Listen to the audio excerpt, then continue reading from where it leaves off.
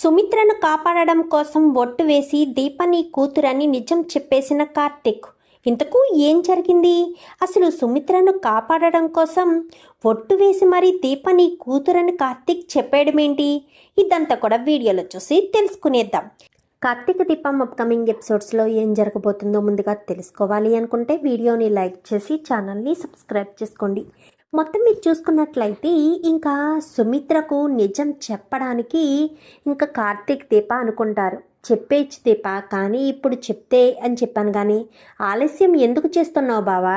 Already Joshna blood ఇచ్చింది, ఆ reports వస్తాయి. ఆ రిపోర్ట్స్ వచ్చిన తర్వాత అయినా సరే ఈ ఇంటి బిడ్డ కాదు అన్న నిజం బయట పడుతుంది కదా బావా, అప్పుడు చెప్పే కంటే ఇప్పుడే నిజం చెప్పేయచ్చు కదా అంటూ దీప కార్తీక్ ఇద్దరు మాట్లాడుకుంటూ ఉండగా, నా దగ్గర ఏం నిజం దాచిపెడుతున్నారు కార్తీక్? ఇంకా నా దగ్గర దాచిపెట్టిన నిజాలు ఉన్నాయా అంటూ సుమిత్ర కాస్త ఎంట్రీ ఇస్తుంది. అదేమీ లేదత్తా అని చెప్పాను, కానీ నువ్వు దీప ఇప్పుడు మాట్లాడుకుంటున్నారు కదరా, నా దగ్గర నిజం దాచిపెట్టాను అన్నట్టు అని చెప్పాను. కానీ అదేమీ లేదత్తా, నీ గురించి మా అమ్మ ఎంతగానో బాధపడుతుంది. ఆ విషయం నీకొచ్చి ఇప్పుడు చెప్తే నువ్వు బాధపడతావు కదా, అందుకని చెప్పట్లేదు అంతే. అంతకుమించి ఏముంటుంది? నీ దగ్గర నేనెందుకు నిజాన్ని దాచిపెడతానత్తా? నిజం దాచిపెట్టవలసిన అవసరం ఏముంది చెప్పు? అంత అవునా? కాంచన వదిన నాకు వదిన కంటే మంచి స్నేహితురాలు. ఇద్దరిది ఒకే వయసు కదా, అందుకు ఎంతో స్నేహంగా ఉండేవాళ్ళంరా. కానీ నాకు ఇలా అయ్యిందనేసరికి మా వదిన ఎంతగానో బాధపడి ఉండేది అంటూ ఇంకా సుమిత్ర తన బాధను చెప్పుకుంటూ ఉంటుంది. అయినా మీరంతా నాకు ధైర్యం చెప్తున్నారు, మీ అంత ధైర్యంగా ఎవరూ ఉండలేరులే అత్త అని చెప్పనేసరికి, మీరు ధైర్యం చెప్పినంత మాత్రాన నేను ధైర్యంగా ఉన్నానని ఎలా అనుకుంటున్నావురా? నాలో ఎప్పుడూ ఒక భయం ఉంటూనే ఉంటుంది. ఎందుకత్తా నువ్వంతలా భయపడుతున్నావు? నీ ప్రాణానికి ఏమీ ప్రమాదం ఉండదు, బోన్ మ్యారో ఆపరేషన్ చేస్తే అంతా సెట్ అయిపోతుంది అని డాక్టర్ చెప్పారు కదా. నీ కన్న కూతురు నిన్ను కాపాడుతుందత్తా. నీ కన్న కూతురు మీద నువ్వు నమ్మకం ఉంచు, ఖచ్చితంగా నీ కన్న కూతురు నన్ను కాపాడుతుందంటావా అని చెప్పాను. కానీ ఖచ్చితంగా మీ ప్రాణానికి తన ప్రాణాలు అడ్డేసైనా సరే కాపాడుతుంది అంటూ దీపం మాట్లాడేసరికి, ఏ బాబా కాదంటావా? కాదని ఎందుకంటాను, ఖచ్చితంగా కాపాడుతుందత్తా. నాకున్న బెంగల్లా ఒకటే, నా కూతురు పెళ్లి చేయడం. జోష్న పెళ్ళి నా కల్లారా చూస్తానా లేదా అనేదే నాకు భయంగా ఉంది. అందరూ మీరు ధైర్యం చెప్తున్నారు, కానీ నాకు ఆ ధైర్యం సరిపోవడం లేదురా. జోష్న పెళ్ళి చూడాలని నేను ఎంతగానో ఆరాటపడుతున్నాను. జోష్న అంటే నాకు చాలా ఇష్టంరా. దాన్ని నేను ఎంతో అపురూపంగా పెంచుకున్నాను. మరొక బిడ్డ పుడితే దీని మీద ఉన్న ప్రేమ మరొక బిడ్డ మీదకి వెళ్ళిపోతుందని మరొక బిడ్డను కూడా మేము కనలేదు. అంత ప్రేమ నాకు జోష్న అంటే. అలాంటి జోష్న నా మీద ప్రేమ చూపించదని తెలుసు. తను ఏంటో నాకు అర్థం కాదు. తను నా కడుపును పుట్టిన బిడ్డేనా అని నాకు ఒక్కొక్కసారి అనుమానంగా అనిపిస్తుంది అంటూ మాట్లాడేసరికి, ఎందుకంత అలా మాట్లాడుతున్నావు? నువ్వు దీని గురించి ఆలోచించొద్దు, వెళ్ళి రెస్ట్ తీసుకో అని చెప్పాను. కానీ సరేనని ఇంకా సుమిత్ర కాస్త అక్కడి నుంచి వెళ్ళిపోతుంది. ఏంటి బావా నిజం చెప్పడం లేదు అనగానే, జోష్న మీద ఇంత ప్రేమ పెంచుకుంది అత్త, మరి ఇంత ప్రేమ పెంచుకున్నప్పుడు మనం ఎలా చెప్పగలుగుతాం అనగానే, బావా నువ్వు గనక నిజం చెప్పకపోతే అమ్మకు నేనే నిజం చెప్పేస్తాను. ఎందుకంటే అమ్మ ఎప్పటికైనా నిజం తెలుసుకోవాలి. మనకు సమయం ఉందనుకో పర్వాలేదు, ఇప్పుడు కాకపోతే తర్వాత అయినా చెప్పచ్చు. ఇప్పుడు నేనే అమ్మ కన్న కూతుర్ని అన్న విషయం చెప్పకపోతే మాత్రం చాలా ప్రమాదాలు వస్తాయి. అమ్మ ప్రాణానికే ప్రమాదం. అక్కడ జోష్న ఏదైనా చేసి అక్కడ రిపోర్ట్స్ మార్చినా అమ్మకే ప్రమాదం, ఇటు అమ్మని ఏదైనా చేసినా అమ్మకే ప్రమాదం. నేను చూస్తూ నా కన్న తల్లిని దూరం చేసుకోలేను బావా. నువ్వు గనక నిజం చెప్పకపోతే నేనే చెప్పేస్తాను అనగానే, అత్త నమ్మదేమో దీప అని చెప్పాను, కానీ నేను చెప్తే నమ్మకపోవచ్చు. నువ్వు చెప్తే ఖచ్చితంగా అమ్మ నమ్ముతుంది. అమ్మను మనం మెంటల్గా ఇక్కడే ప్రిపేర్ చేసి హాస్పిటల్కి తీసుకువెళ్తేనే ఏదైనా అవకాశం ఉంటుంది బావా, ఆలోచించు అంటూ కార్తీక్ దీప చెప్పేసరికి సుమిత్రను నవ్వించాలన్న ప్రాసెస్లో ఇంకా కార్తీక్ చిన్నప్పుడు ఆడపిల్లల రెడీ అయిన ఫోటో పెట్టి ఇంకా నవ్విస్తూ ఉంటాడు. నవ్విస్తూ ఉండేసరికి అందరు కూడా హాల్లో ఉంటారు. అందరూ కూడా ఫోటోని చూసి ఆ ఫోటో వెనుకున్న కథను చూసి అందరూ నవ్వుకుంటారు. దీప కూడా నవ్వుకుంటుంది. అత్త, ఇప్పుడు నువ్వు సంతోషంగా ఉన్నావు కదా అని చెప్పనగానే, అవును కార్తీక్, నీ చిన్నప్పుడు ఫోటో చూశాక నాకున్న బాధ అంతా పోయిందిరా. ఆ ఫోటో వెనక ఎంత మంచి జ్ఞాపకం ఉందో నాకు బాగా తెలుసురా కార్తీక్ అంటూ ఇంకా సుమిత్ర కాస్త ఎంతో సంతోషపడుతూ నవ్వుతూ ఉంటుంది. అత్త, నేను ఒక విషయం చెప్తాను. నేను చెప్తే అది నిజమని నమ్ముతావా లేక అబద్ధమని నమ్ముతావా అని చెప్పనగానే, ఏంట్రా కార్తీక్, ఏంటి మీ అత్త మీద టాస్క్ చేస్తున్నావా ఏంటి అనగానే, అదేమీ లేదు మామయ్య, నువ్వు చెప్పత్తా. నేను ఒక నిజం నీకు చెప్తే అది నిజం అని నువ్వు నమ్ముతావా లేక అబద్ధమని అనుకుంటావా?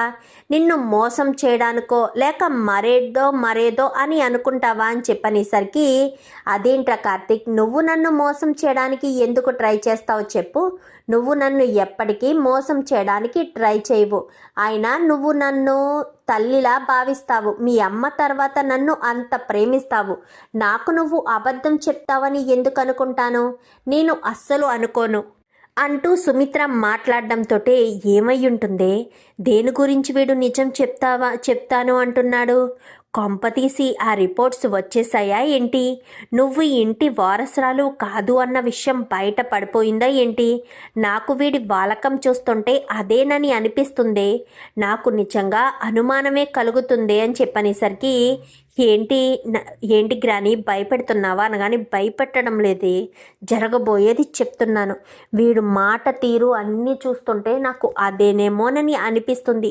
ఇప్పుడు వీడు ఏం చేస్తాడో చెయ్యబోతున్నాడో అర్థం కావట్లేదే అనుకుంటూ వీళ్ళిద్దరూ మాట్లాడుకుంటూ ఉంటారు. ఏంట్రా కార్తీక్, మీ అత్తకి ఏ నిజం చెప్పాలనుకుంటున్నావు అనగాని, మా అత్తతో పాటు ఈ నిజం అందరికీ చెప్పాలనే అనుకుంటున్నాను మామయ్య అని చెప్పనేసరికి, ఏంట్రా అది అని చెప్పనగానే, అత్త ఒక్కసారి నువ్వు లేచి నిలబడు అని చెప్పి కూర్చున్న సుమిత్రను కాస్త నిలబెడతాడు. నిలబెట్టేసరికి, ఏంట్రా కార్తీక్, ఏంటా నిజం అనగానే, ఇంకా నీ మీద ఒట్టేసి చెప్తున్నానత్త, నా కన్న తల్లి లాంటి నీ మీద ఒట్టేసి చెప్తున్నాను. నీ కన్న బిడ్డ జ్యోష్నాని నువ్వు ఎన్ని రోజులు అనుకుంటున్నావు? ఈ క్షణం వరకు కూడా నువ్వు జ్యోష్నని నీ కన్న బిడ్డ అనుకుంటున్నావు. జ్యోష్న నీ కన్న బిడ్డ కాదత్తా, నీ కన్న బిడ్డ దీప అని చెప్పనేసరికి ఒక్కసారిగా పారిజాతం, జ్యోష్న ఇంకా ఇంట్లో వాళ్ళంతా కూడా షాక్ అయిపోతారు. ఇంకా సుమిత్ర అయితే, ఏంట్రా కార్తీక్, ఏం మాట్లాడుతున్నావు? నా కన్నబిడ్డ దీపేంటి? నా కన్నబిడ్డ జ్యోష్న కదా. దీపను నేను తల్లిలా అనుకుంటున్నాను, నా కూతురులా భావిస్తున్నాను, అంతే తప్ప తను నా కడుపును పుట్టిన కూతురు కాదు కదా అని చెప్పాను. కానీ దీపే నీ కడుపులో పుట్టిన కూతురు అత్త. జ్యోష్న నీ కడుపున పుట్టిన కూతురు కాదు. జ్యోష్నకు నీకు ఏ సంబంధం లేదు. జ్యోష్న ఎవరనుకుంటున్నావు? పారు సొంత మనవరాలు, అంటే తన కొడుకు కూతురు, దాసు మావయ్య కన్న కూతురు అని చెప్పనేసరికి, ఏంట్రా కార్తీక్, ఏం బాగుతున్నావు అనగానే, నిజం మాట్లాడుతున్నాను తాత, నిజమే మాట్లాడుతున్నాను. నువ్వు ఈ పారుని పెళ్లి చేసుకున్నావు కదా. ఈ పారుని పెళ్లి చేసుకున్న తర్వాత పారు ఇంట్లోకైతే అడుగు పెట్టింది కానీ నీ జీవితంలోకి అడుగు పెట్టలేదు. నీ జీవితంలోకి అడుగు పెట్టుంటే ఇది నా కుటుంబం అని అనుకునేది.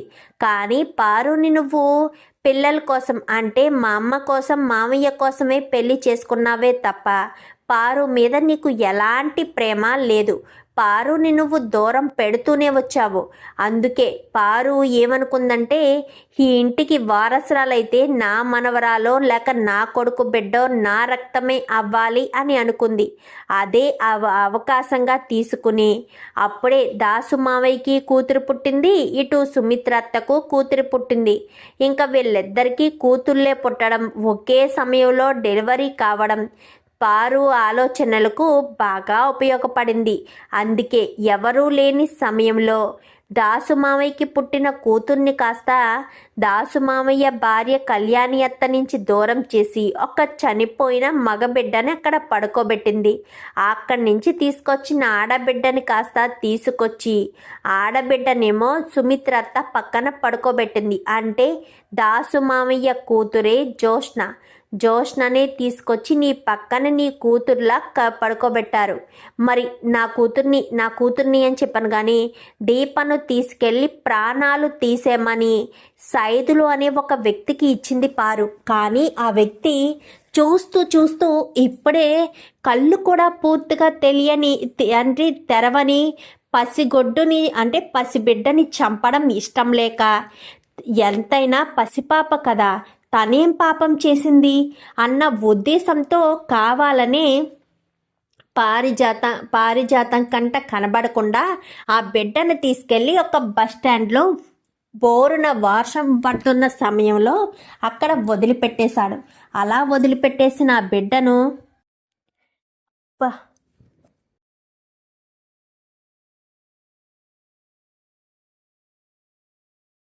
పట్టణం అవసరానికి వచ్చిన కుబేర్ మామయ్య బిడ్డను తీసుకెళ్ళి, అప్పటికే తనకు బిడ్డలు లేరు, భార్య మంచం మీద ఉన్న బిడ్డను తీసుకువెళ్ళి తన కన్న బిడ్డలా చూసుకున్నాడు. తను బ్రతికినంతకాలం ఎప్పుడూ కూడా ఆ బిడ్డ తనకు దొరికిన బిడ్డని, తన కన్న బిడ్డ కాదన్న విషయం దీపకు చెప్పలేదు.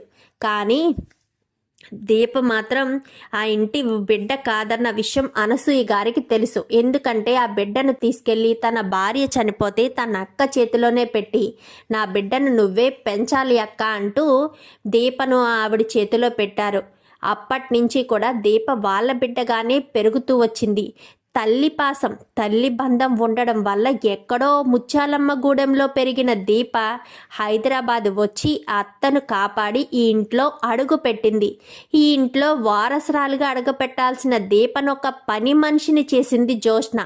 దీప మంచితనం నాకు నచ్చి ఆ బిడ్డ గురించో లేక మా అమ్మ మామయ్య దగ్గర తీసుకున్న మాట సంకల్పం గొప్పదో తెలియదు, కానీ దీపను పెళ్లి చేసుకోవాలన్న ఆలోచన నాకు కలిగింది.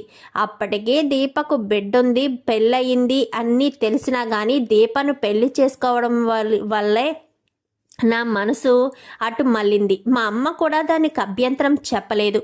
దీపను పెళ్లి చేసుకున్న తర్వాత జోష్నకు దీపే ఇంటి అసలైన వారసురాలని, జోష్న కాదన్న విషయం దాసు మామయ్య ద్వారా తెలిసింది. ఎందుకంటే బిడ్డల్ని మార్చడం, ఆ బిడ్డను అక్కడ పెట్టడం, కుబేర్ మామయ్య తీసుకువెళ్ళడం, దీనంతటికీ ప్రత్యక్ష సాక్షి దాసు మామయ్య. అప్పుడే నిజాన్ని బయట పెట్టొచ్చు, కానీ వాళ్ళమ్మ క్రూరత్వాన్ని చూసిన దాసు మామయ్యకి నిజాన్ని బయట పెట్టే ధైర్యం సరిపోలేదు. తను ఎప్పుడైతే హైదరాబాద్ వచ్చాడో ఆ క్షణం నుంచి ఆ రాత్రి చూసిన ఆ మనిషి బొమ్మను స్కెచ్ గీయించి ఆ మనిషి ఎక్కడున్నాడు, ఆ మనిషి దగ్గర ఉన్న బిడ్డ ఎక్కడ ఉంది అని వెతకడం మొదలుపెట్టాడు. అలా వెతికిన మామయ్యకు అనసూయ గారి ద్వారా ఆ బిడ్డ దీపే అన్న విషయం తెలుసుకున్న మరుక్షణం ఆ బిడ్డ విషయం ఇంట్లో చెప్దామనుకుని వచ్చిన దాసు మావయ్యకి జోష్ నడ్డుపడి కాళ్ళు పట్టుకుని నీ కన్న కూతురి జీవితాన్ని నాశనం చెయ్యొద్దు అంటూ చెప్పుకొచ్చింది. అలా చెప్పేసేసరికి ఇంకా మావయ్య కూతురి బాధను చూడిసి తట్టుకోలేక, నువ్వు దీప విషయంలో తప్పు చేస్తే మాత్రం ఖచ్చితంగా నిజం బయట పెట్టేస్తాను అని చెప్పాడు. కానీ జోష్న తప్పుల మీద తప్పులు చేస్తూనే వచ్చింది. అప్పుడే మావయ్య నిజం బయట పెట్టేయడానికి సిద్ధమయ్యి నిజాన్ని బయట పెడదామనుకున్న సమయంలోనే జోష్న దాసు మామయ్య మీద దాడి చేసింది. నీ కొడుకంటే నీకు పంచ ప్రాణాలు కదా పారు, నీ కొడుకుని ఇంట్లోంచి తాతయ్య బయటకు గెంటేశాడన్న కోపంతోనే కదా నువ్వు ఇదంతా చేశావు. మరి నీ కొడుకు ప్రాణాలే తీయడానికి చూసింది నీ సొంత మనవరాలు. నీ రక్తమే నీ కొడుకు రక్తాన్ని చూడాలనుకుంది. కానీ అలా ఎప్పుడైతే దెబ్బ పడ్డదో, అన్నయ్య అంటూ పిలిచిన పిలుపు మామయ్య చెవులకి వినబడి గబగబా వచ్చి చూసేసరికి జోష్న చేసిన అరాచకాన్ని చూసి తట్టుకోలేకపోయాడు దశరథ మావయ్య. వెంటనే జ్యోష్ణను ఆపాలి అన్న ఉద్దేశంతో దాసు మావయ్యని జ్యోష్ణ నుంచి తప్పించి కాపాడి హాస్పిటల్కి తీసుకువెళ్ళాడు. హాస్పిటల్లోనే తను ఎవరిని ట్రీట్ చేస్తున్నారన్న విషయాన్ని కూడా బయట పెట్టకుండా ట్రీట్మెంట్ చేయించి కాశీకి దాసు మావయ్యని అప్పగించాడు. కానీ దశరథ మావయ్యకి దాసు మావయ్య నిజం చెప్పలేదు. ఎప్పుడైతే దీప మీద అటాక్ జరిగి దీపను హాస్పిటల్లో పెట్టే పరిస్థితి వచ్చిందో, దీప బ్లడ్ కోసం నిన్ను కూడా కాళ్ళు పట్టుకుని బ్రతిమాలను కదత్తా, అదే సమయంగా తీసుకుని జ్యోష్ణ నా చేత అగ్రిమెంట్ రాయించుకుంది. అది చూసిన మావయ్య అప్పుడు నాకు నిజం చెప్పాడు. ఆ నిజం నీకే అప్పుడు చెప్తానన్నాడు. మీరు నమ్మరు అన్న ఉద్దేశంతో చెప్తాను మావయ్య. దీపం మీద ఉన్న కోపం పోయే తర్వాత నేనే నిజాన్ని బయట పెడతానంటూ దాసు మావయ్యని ఆపాను. దీప నేను ఇంట్లో వచ్చాము. దీప తప్పు చేయలేదని అన్నీ నిరూపించాము. దశరథ మావయ్య మీద అటాక్ చేసింది దీప అని నువ్వు ఇప్పటికీ నమ్ముతున్నావు కదత్తా. కన్న తండ్రిని ఏ బిడ్డైనా ప్రాణాలు తీయాలని చూస్తుందా? దశరథ మావయ్య ప్రాణాలు తీసేంత ధైర్యం దీపకు లేదు. దీపను జీవితాంతం జైల్లో ఉంచడం కోసమే జ్యోష్ణ ఇదంతా చేయించిందని నా అనుమానం. ఇంకా నిజం కాలేదు. ఆ మూడో వ్యక్తి ఎవరన్న విషయం ఇంకా బయట పడలేదు. పడే అవసరం వస్తుంది. ఇది జరిగిన విషయమంతా జ్యోష్ణ నీ కన్న బిడ్డ కాదు, పారిజాతం సొంత మనవరాలు, నీ కన్న బిడ్డ దీప. ఇప్పుడు బోన్ మ్యారో ఆపరేషన్ చేయించి నిన్ను ప్రాణాలతో కాపాడగలిగేది దీప మాత్రమే. నీ ప్రాణాల మీదకి వచ్చినా కానీ నువ్వు అన్నవు చూడు ఇందాక, నేను జ్యోష్ణను ప్రాణం కంటే ఎక్కువగా ఇష్టపడ్డాన్రా, నా బిడ్డను ఎంతో ప్రేమతో పెంచాన్రా అంటూ మాట్లాడావు చూడు. నువ్వు ప్రేమతో పెంచుండొచ్చు అత్త, కానీ జ్యోష్ణ మాత్రం ఎప్పుడైతే నువ్వు వాళ్ళ కన్న తల్లిదండ్రులు కాదు అన్న విషయం తెలిసిందో అప్పుడే మీ మీద తనకు పూర్తిగా ప్రేమ విరిగిపోయింది.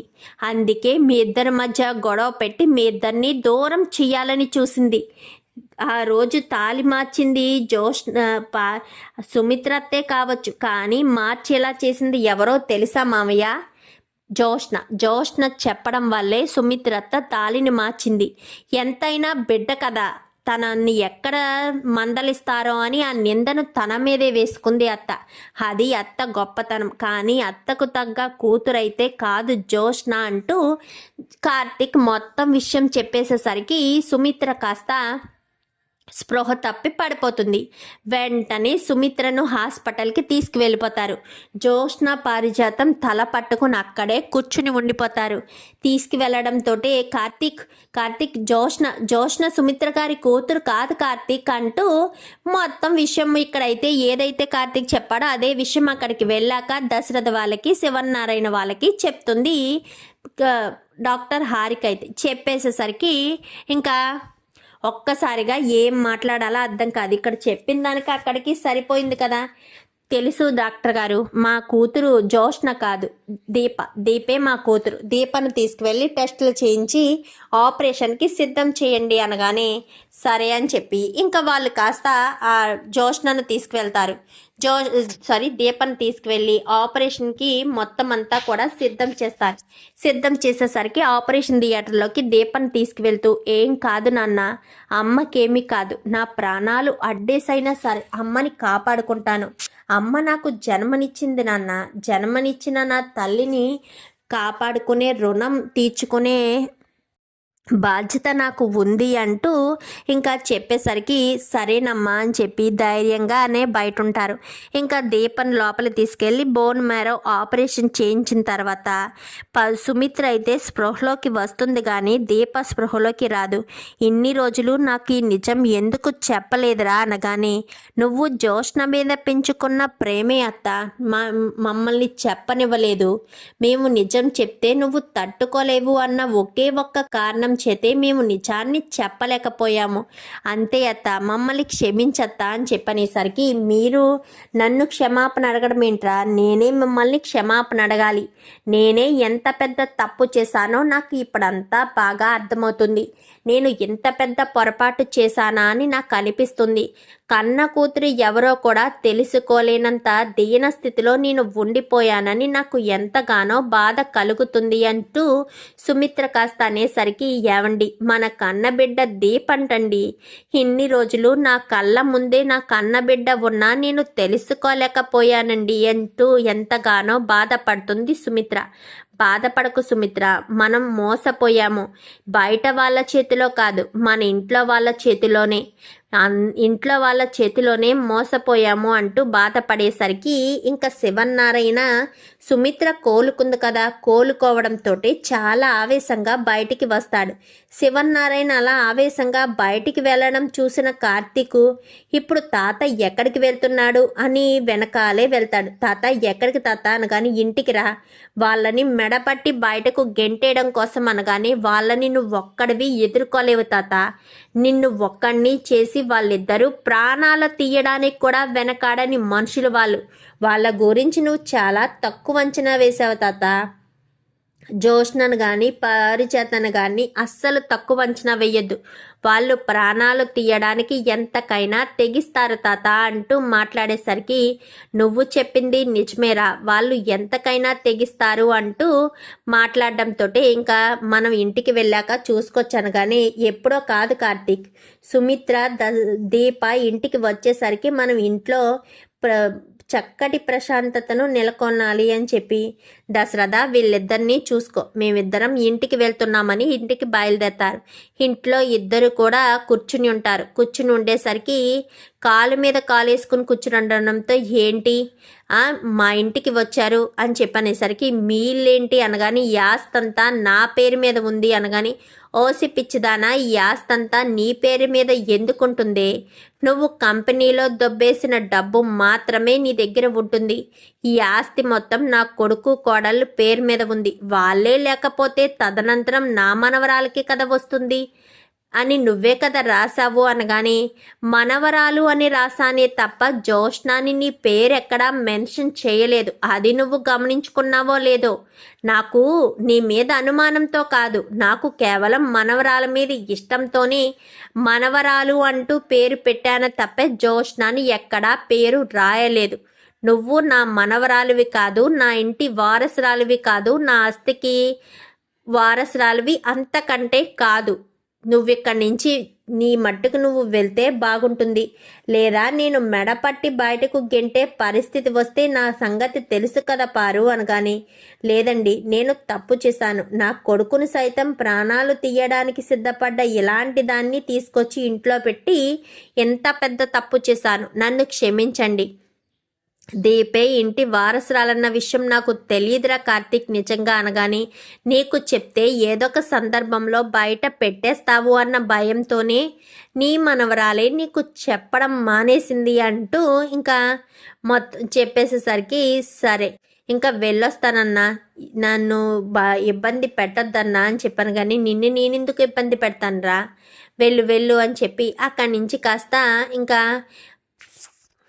సుమిత్ర పారిజాతాన్ని శివన్నారాయణ అయితే ఇంట్లోంచి తరిమేస్తాడు. జోష్న పారిజాతాన్ని ఇంట్లోంచి అయితే తరిమేస్తాడు. జోష్న వెళ్ళను అంటూ భీష్మించు కూర్చుంటుంది. మరి జోష్నను ఇంట్లోంచి బయటకు నెట్టేయడానికి శివన్నారాయణ ఏం చేస్తాడు?